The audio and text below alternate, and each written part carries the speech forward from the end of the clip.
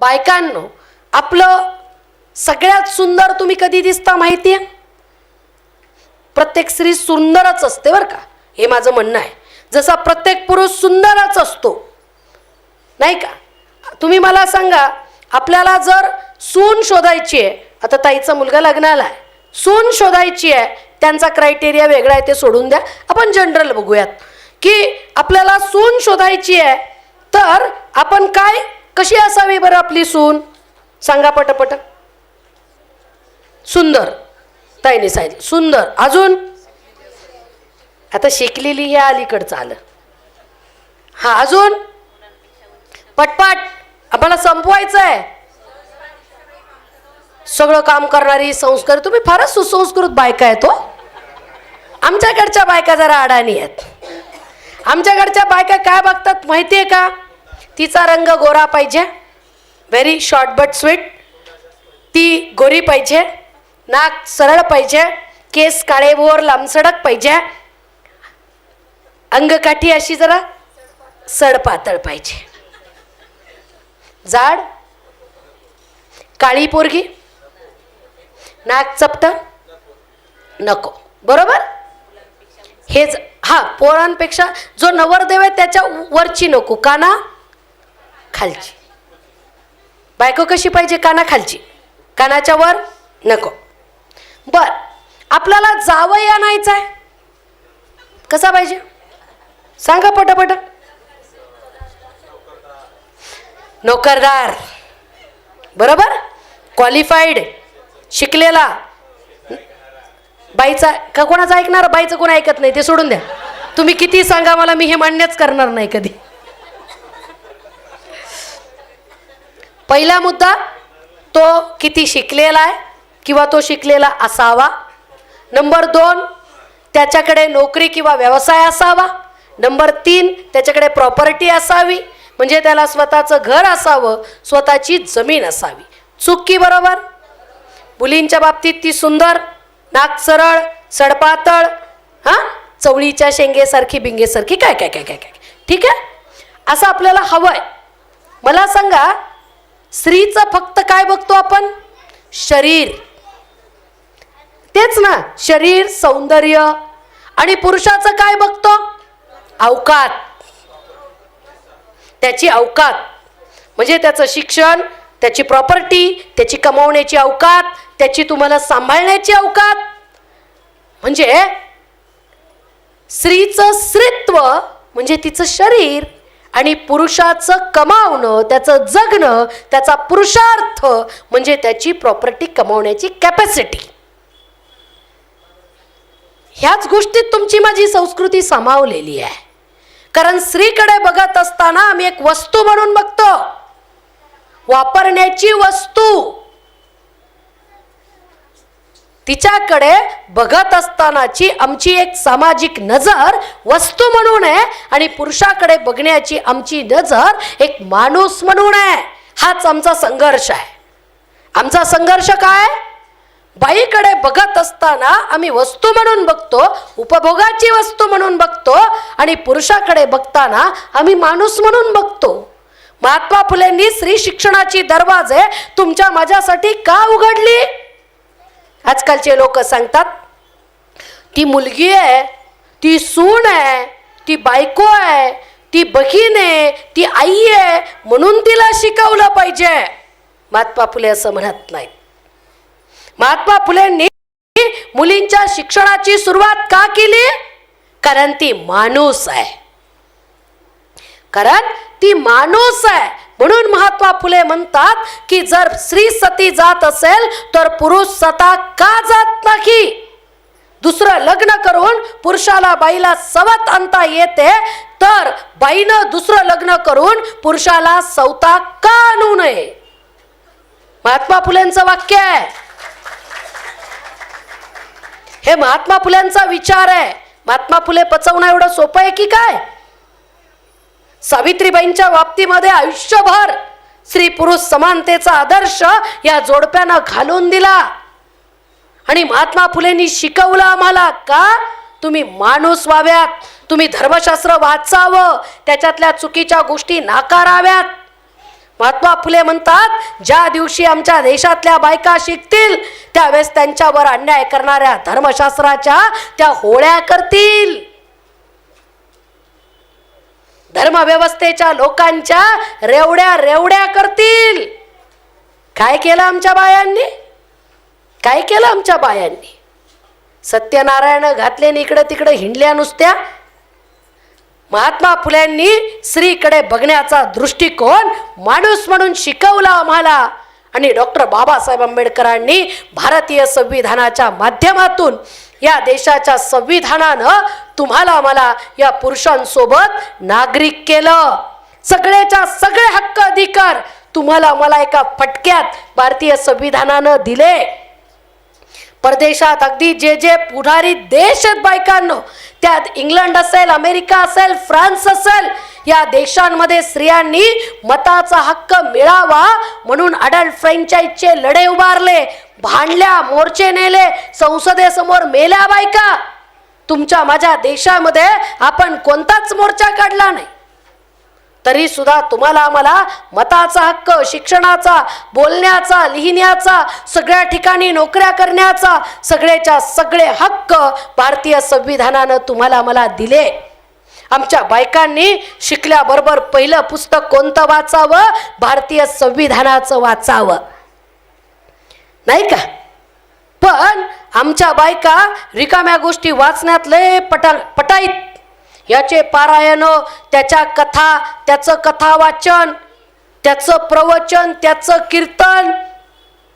जरा करा ना याच्यावर पण प्रवचन. भारतीय संविधानावर ज्या डॉक्युमेंटनं तुम्हाला मला माणूस म्हणूनचा दर्जा दिला, तुमचा वस्तू म्हणूनचा, तुमचा उपभोग म्हणूनचा दर्जा नाकारून, दुय्यम दर्जा नाकारून पुरुषाच्या बरोबरीचा दर्जा या देशाच्या संविधानानं आम्हाला दिला. आणि म्हणून बायकांनो, आता आपण ठरवलं पाहिजे की आपलं वाचन वाढलं पाहिजे, आपलं वाचन वाढलं पाहिजे. उपवास करायचा असेल तर तो टीव्हीचा उपवास करायचा, तर तो मोबाईलचा उपवास करायचा. एक दिवस आपण ऑनलाईन अजिबात राहायचं नाही. मरतं का माणूस? पहिले मोबाईल नव्हते तेव्हा लोक मेले नाही हो, सांगावं लागायलंय की मोबाईल नव्हता तेव्हा लोक जगत होते, आनंदाने जगत होते, पुस्तकं वाचत होती, नवीन नवीन लिहित होते. वाचक कुठेतरी वाट पाहायचे या लेखकाचं नवीन पुस्तक कोणतं येईल. आता आम्ही वाट पाहतो नवीन क्लिप कधी येईल, नवीन रील कधी बनवू, नाही का? कुणाचा व्हॉट्सअपचा मेसेज आला लगे पटकन कधी एकदा बघन, कधी एकदा रिप्लाय करन. जरा बंद करा हे सगळं.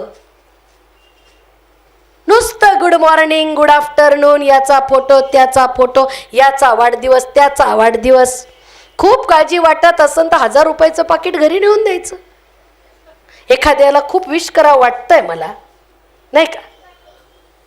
ब्राह्मण मारवाड्याच्या लग्नात कधी साड्या वाटलेल्या पाहिल्या का? आपल्याकडं नुसते साड्यान भांडे, नुसते साड्यान भांडे. ही साडी इला, हिची तिला, तिची इला, तिची तिला. बंद करा ना खे. व्यापाऱ्यांचा व्यापार होतोय. आमचे दिवाळे निघायला लागलेत. पोरीचं लग्न, मी नेहमी म्हणते, पोरीचं लग्न हॉलमध्ये पाहायचं नसतं. पोरीचं लग्न बापाच्या बँकेच्या पासबुकवर पाहायचं असतं. पोरीचं लग्न बापाच्या सातबाऱ्यावर पाहायचं असतं, बँकेतल्या कर्जाच्या प्रमाणपत्रावर पाहायचं असतं. पोरीच्या लग्नात जेवढा खर्च करता ना तो खर्च शिक्षणावरती करा. आणि सांगा रजिस्टर मॅरेज करून 100 लोकाला जीव घालीन बाबा. सांगा ना. सत्यशोधक विवाह पद्धती महात्मा फुलेंनी दिली. आणि म्हणून या देशामध्ये अण्णाभाऊ साठे सारखा जागतिक कीर्तीचा लेखक अन्न पाण्या वाचून मरतो. हे वास्तव आहे या देशाचं. विचारवंत लोकांना मारायचं आणि उपभोगवादी लोकांना जगवायचं. आणि म्हणून आता आपण जागं झालं पाहिजे. या सगळ्या परंपरा नाकारत, चुकीच्या परंपरा नाकारत, जे जे आमच्या संस्कृतीत चांगलं आहे त्याचा स्वीकार करत आमचं जगणं विज्ञानाच्या आधारावर, अंधश्रद्धा मुक्त आणि स्त्रीकडे माणूस म्हणून बघण्याची नजर बायकांनो आम्हाला निर्माण करायची आहे. विधवा बाईला सुद्धा जर आम्हाला हळदी कुंकू घ्यायचं असेल तर त्या विधवा बाईला सुद्धा आम्ही बोलवायचं, तिला सुद्धा बाकीच्या बायकांसोबत हळदी कुंकू द्यायचं. तर करा, नाही तर न केलं तरी चालेल, नाही का? आम्हाला जर वाटत असेल की सावित्रीबाईंचं शिक्षण आमच्यात यावं तर घरातल्या ज्योतिराव सावित्रीचं सहजीवन हे समानतेवर आधारलेलं असलं पाहिजे. समानता कुठून कुठपर्यंत? किचन पासून कॅबिनेट पर्यंत. कुठून कुठपर्यंत? किचन पासून कॅबिनेट पर्यंत. आमच्या मुलामुलींची शिक्षण कुठपर्यंत? पोस्ट ग्रॅज्युएशन पर्यंत. उच्च शिक्षित मुलं मुली असली पाहिजेत आमची, एकदम उच्च शिक्षित. आमच्या सगळ्या बायकांना मराठी, हिंदी, इंग्रजी कामापुरतं का होईना लिहिता वाचता बोलता आलंच पाहिजे. आमच्या बायकांना टू व्हीलर, फोर व्हीलर गाड्या चालवता आल्या पाहिजेत. आमच्या बायकांना बँकेचे व्यवहार करता आलं पाहिजेत. चक्रवाढ व्याज आणि सरळ व्याज कळत नाही आमच्या बायकांना. कर्ज कसं घेतात आणि त्याच्यावर किती व्याज चाललंय आणि बँकेचा व्यवहार कसा चालतो, स्लीप भरायची कळत नाही. कोणत्या जगात जगतोय आम्ही? जग जागतिक होत आहे. या ग्लोबल विलेज मध्ये आम्हाला जगायचं आहे. बायकांनो, तुम्हाला कम्प्युटर आलं पाहिजे, कामापुरतं का होईना, कामापुरतं का होईना ह्या सगळ्या गोष्टी आम्हाला आल्या पाहिजेत. एवढंच मी तुम्हाला सांगेन.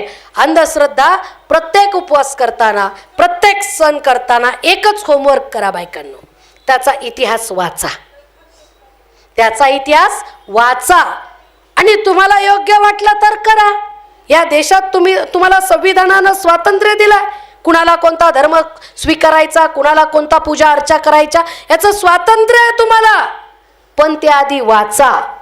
तुमच्या मानसिक शारीरिक आरोग्यासाठी ते योग्य असेल जरूर करा, चुकीचं असेल नाकारा, चुकीचं असेल नाकारा. फक्त काही बायका करतात म्हणून करायला जाऊ नका.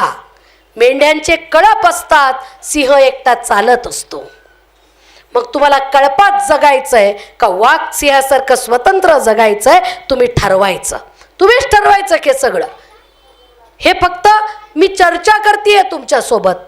हुकुमशाही नको, हुकुमशाही नको. स्वातंत्र्य हवं. पैशाच्या भिशा लावता तशा पुस्तकांच्या भिशा करा. मीटिंगांमध्ये एखादीनं पुस्तक वाचून यायचं आणि त्या पुस्तकाची माहिती सांगायची अशी सुरुवात करा. आणि वाणाला वाटायचीच असतील तर मुक्ता साळवेचा निबंध वाटा, ताराबाई शिंदेचं पुस्तक वाटा. जिजाऊ सावित्री महामानवांचे अनेक छोटी छोटी पुस्तकं आता अनेक लेखकांनी तुम्ही मोठं वाचत नाही म्हणून लहान लहान करून आता ठेवली आहेत की हे तरी वाचाव, नाही का? झोपण्याआधी किमान 2-3 पानं वाचायची सवय ठेवा. ह्या सगळ्या गोष्टी करूयात. एक समृद्ध भारत तुम्हाला मला घडवायचा आहे. या देशामध्ये कुणाला हिंदुस्तान करायचं असेल, कुणाला शायनिंग इंडिया करायचं असेल, या देशाला कुणाला हिंदुस्तान घडवायचं असेल, कुणाला शायनिंग इंडिया घडवून अदानीला मोठं करायचं असेल, भावांनो आणि भगिनींनो, तुमचा माझा प्रश्न आहे, तुम्हाला मला या देशाचं काय करायचं आहे? कारण या देशाचे नागरिक आहोत आम्ही. या देशातल्या फुले शाहू आंबेडकरांनी हा भारत घडवलाय. तुमच्या माझ्या महामानवांनी रक्त सांडून हे राज्य, हा देश घडवलाय, शिकवलाय, वाढवलाय. आमचा या देशावर हक्क आहे आणि कुठलाही महामानव जातीमध्ये वाटायचा नाही. सगळेच महामानव या राष्ट्राची संपत्ती आहे, या राष्ट्राची संपत्ती आहे. त्याच दृष्टीनं आणि नजरेनं आम्ही त्यांच्याकडे बघायचं आहे. आणि म्हणून हा देश आम्हाला कसा हवाय? आम्हाला तुमचा जातीवादी, मनुस्मृती प्रणित वर्णव्यवस्थेचा जातीयवादी, विषमतावादी देश नको आहे. आम्हाला फक्त भांडवलदारांनी श्रीमंत व्हायचं आणि गरिबानं गरीब व्हायचं असा वर्गवादी देश सुद्धा आम्हाला नको आहे.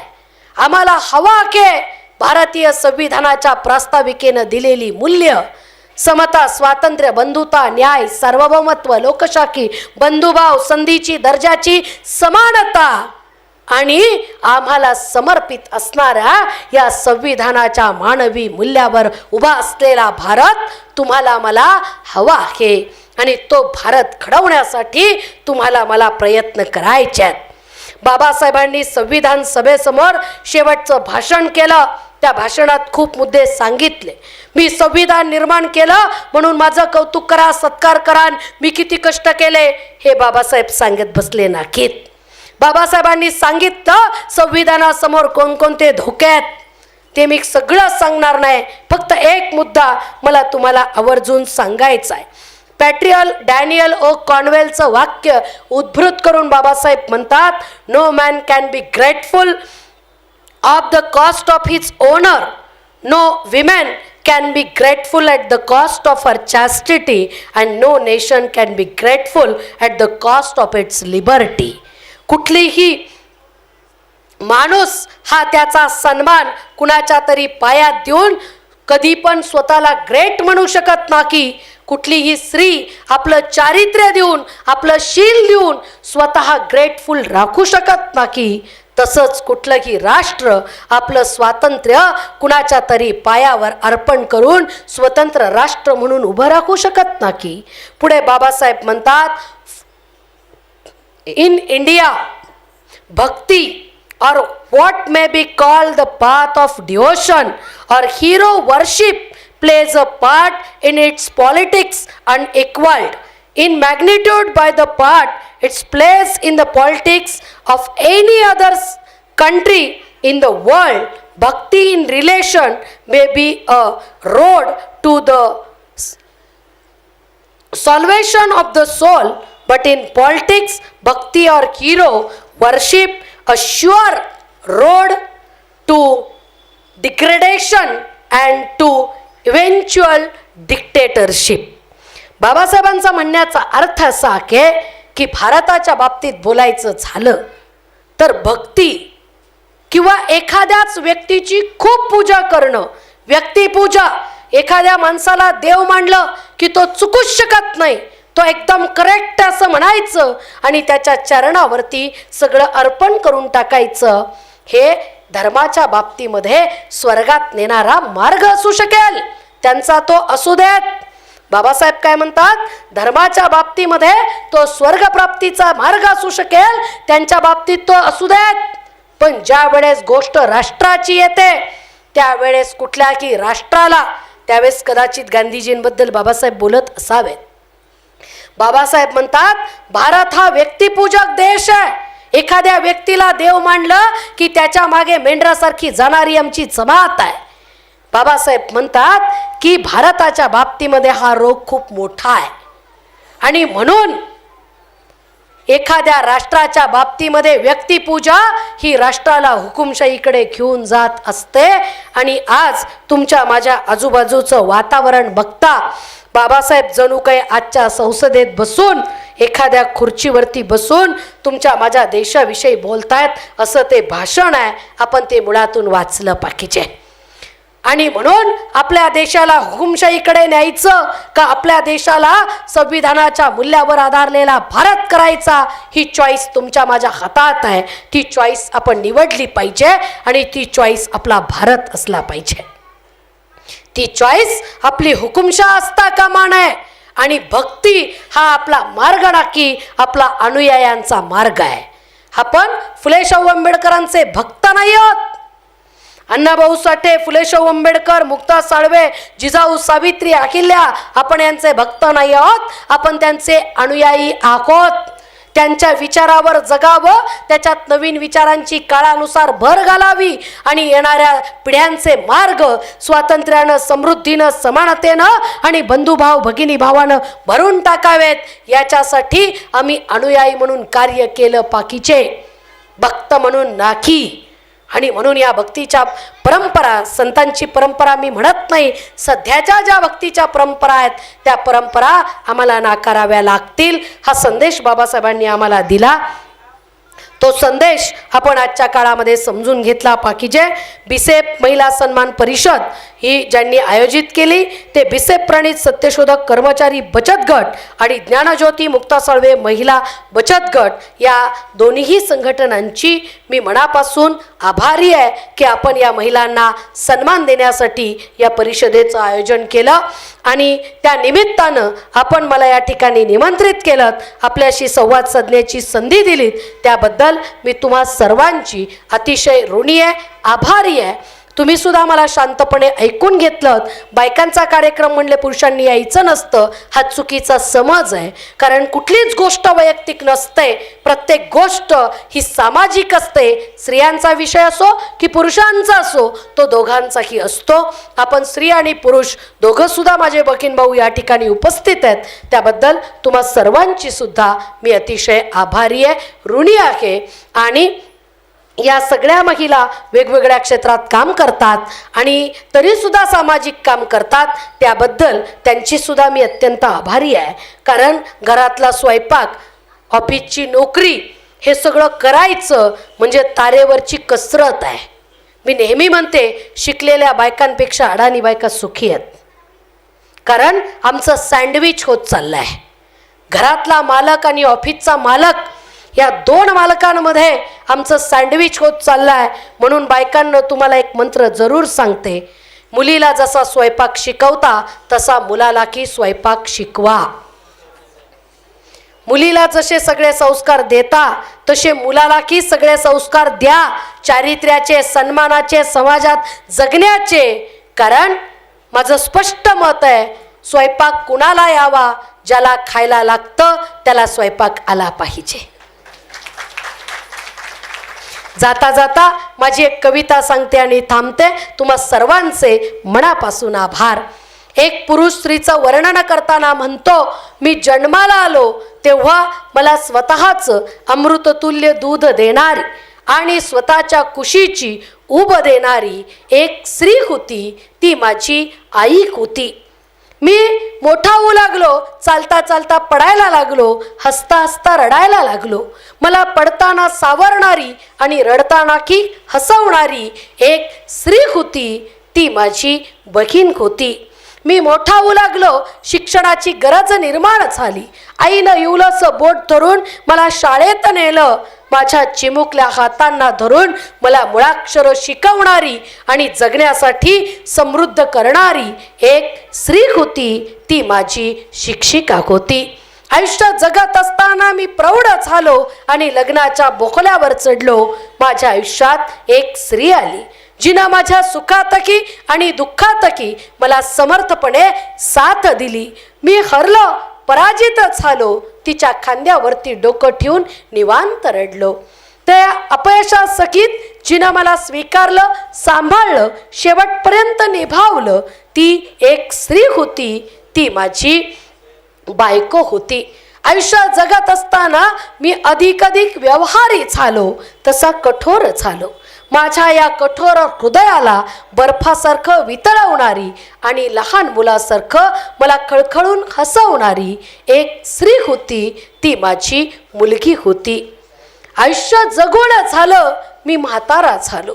शरीर थकून गेलं, अवयव गलितगात्र झाले. माझ्या या थकलेल्या देहातून एक दिवस प्राण निघून गेला.